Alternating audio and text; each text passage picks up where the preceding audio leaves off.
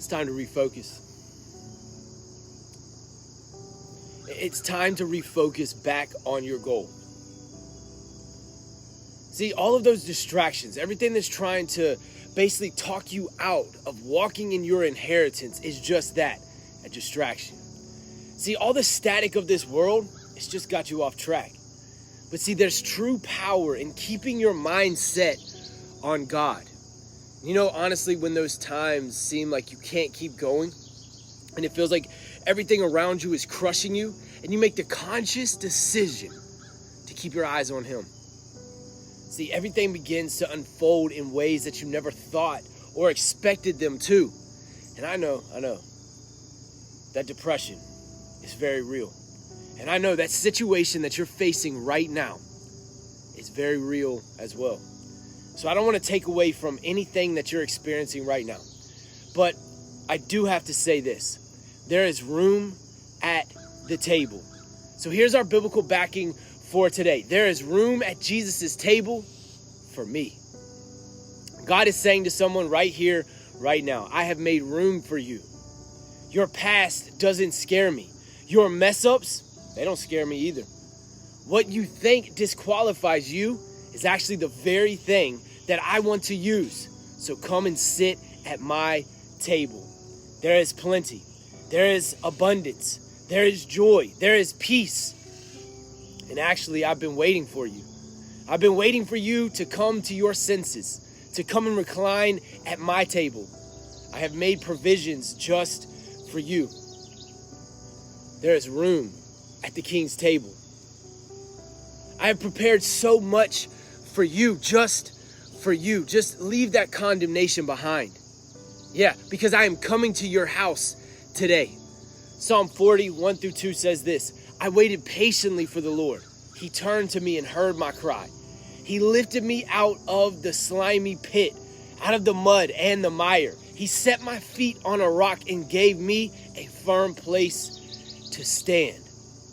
I know you feel as if the depression has gotten so heavy. And I'm sorry for that.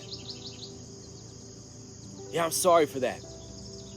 There's almost been this sense of sadness or heaviness that's been trying to follow you and trying to keep you down. But you also feel like there's been this distance that's been created and designed by the evil forces trying to put a wedge in between you talking to God and trying to talk you out of receiving your inheritance. Because for some reason you still think that because you struggle in that area, that God has just turned His back on you. You think that because this issue keeps coming up, that this must be your portion. But if you could, just for a couple minutes, put all that aside. And picture a table with me for a second. And at this table is Jesus sitting right in the middle. Now at this table, how many chairs do you see? And what's on the table? Who else is sitting at this table and is welcoming you to come sit down? No. It's okay now if your mind starts to wander. Just recenter back on that table. Now, what's Jesus asking you to do as He's sitting at this table? I think it's time for you to come sit down at the table now. You've actually beat yourself up enough. And God has you. And He will never, ever let you go. Job 40:1-4 says this, do you still want to argue with the Almighty? Do you still want to argue with the Almighty? You're God's critic. But do you have the answers? Then Job replied to the Lord, I am nothing. How could I ever find the answers? I will cover my mouth with my hand. I think we can get into the same idea of just trying to argue with the Lord. But it's not out of anger. And it's not out of this place of trying to be deceitful. I think it comes from an honest place of looking at our lives and seeing the things that we struggle with. But what if doubt creeps in? Whether it's doubt, whether it's addiction, whether it's fear, you can just insert in whatever word and whatever you're dealing with right there. And what happens is we almost talk ourselves out of really, truly experiencing the fullness that God has for us. So right now, in the mighty name of Jesus, I just want to speak over you. I want to speak over you a fresh new perspective. Yes, Lord, right here, I just speak over my friend. Yes, Lord, I pray that you would help them be able to see that their inheritance is just on the other side of this breaking. Yes, Lord. Lord, help them to break through the idea that they are unqualified. I just want to speak over your mind right now, peace in the name of Jesus. And I just command the thrashing waves to be still in your mind. And I prophetically speak into your life right now that change is coming, just as the seasons change. And just as the wind blows from the east to the west, there's a plot twist coming for your story of how God changed it all around. So go ahead, dust yourself off, and come and sit at the table with King Jesus. I don't know who needs to hear this message, and I don't know why God is putting this on my heart, but you were worth saving. Yeah, you right there. Yeah, I'm talking to you. Yeah, you were worth it. And I don't know if anybody's told you this recently, but I'm proud of you. I'm proud of you. You're doing a great job. You're doing a great job with those kids. You're doing a great job showing up every day. A great job, even if it was all you did was wake up to try it again today. Listen, this road isn't easy, but look at you. Yeah, look at you, still kicking, still fighting, still trying to become that best version of yourself, even after all those trials. Even after walking through the shadow of the valley of death, you still chose faith. So as your brother in Christ, keep going. Keep going, my friend. Don't lose sight of the vision. Don't lose sight of that dream.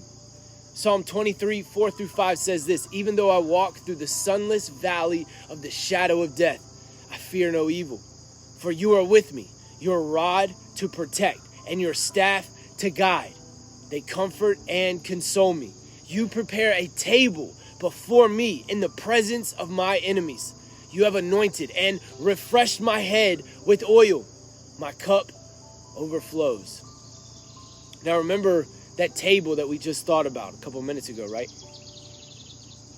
I want you now to picture yourself sitting at this table, just forgetting what happened back there, just forgetting the addiction, forgetting the condemnation, forgetting the addiction, forgetting the sadness, the anger, whatever it is that you're stacked up against right now, just forgetting all of that for a second.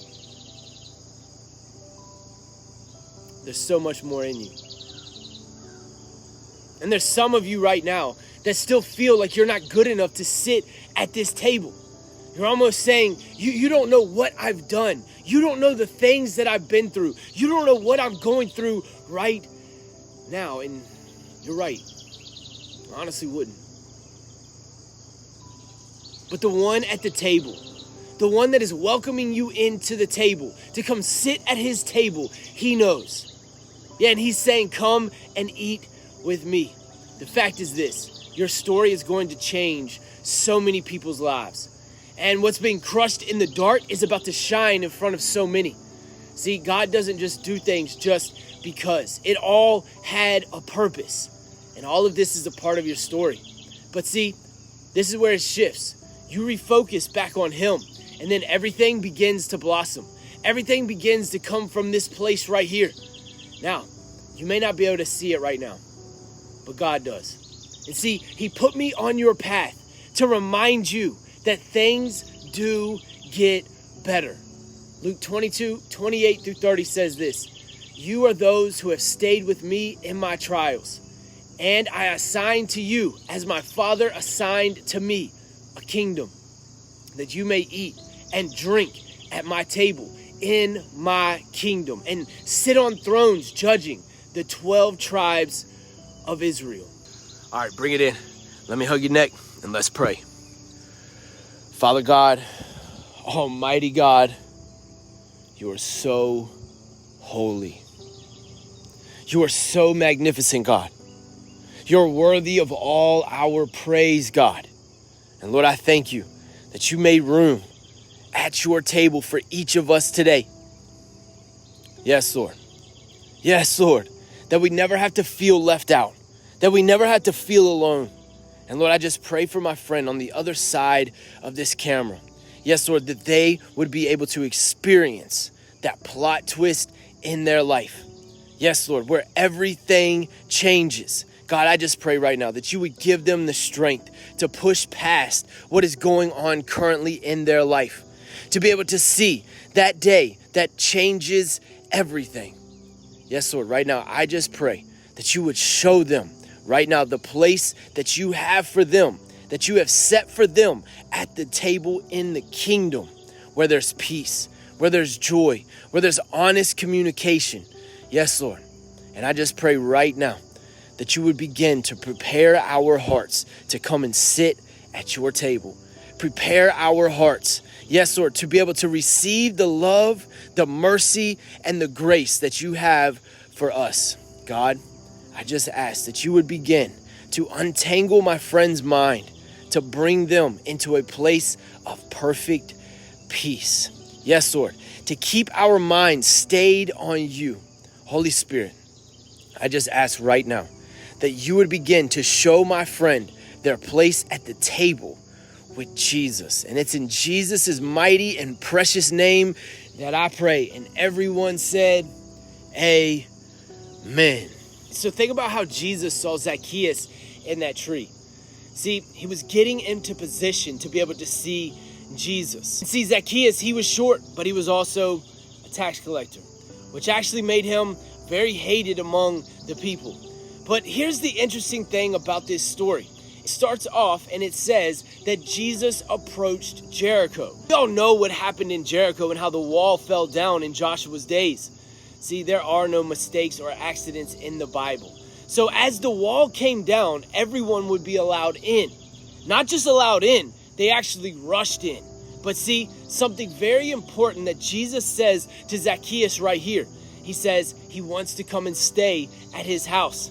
My guess is at some point while Jesus was there, they all sat down at the table to eat. So don't you see it right here? Can't you see it now? Check this out in Luke 19, 5-7. When Jesus reached the place, he looked up and said to him, Zacchaeus, hurry and come down, for today I must stay at your house. So Zacchaeus hurried and came down and welcomed Jesus with joy. When the people saw it, they all began muttering in discontent, he has gone to be the guest of a man who is a notorious sinner. Yeah, you right there. Yeah, I'm talking to you right there. Yeah, the one watching this video. You've been welcomed to eat at Jesus's table. There is no barrier blocking you from getting in other than your own mindset that keeps trying to tell you and tell yourself that you're unqualified. We see right here in the story of Zacchaeus, right, that he went to his house. The Spirit of the Lord wanting me to urge you right now. He is wanting to visit you, to bring you to his table. See, God made sure that you saw this video because he wants you to understand that he is welcoming you to his table, and there's plenty of room for you. Right here at the end of this video, go ahead and type this. There is room at Jesus's table for me. Listen, I love you so much. I will see you on the next video.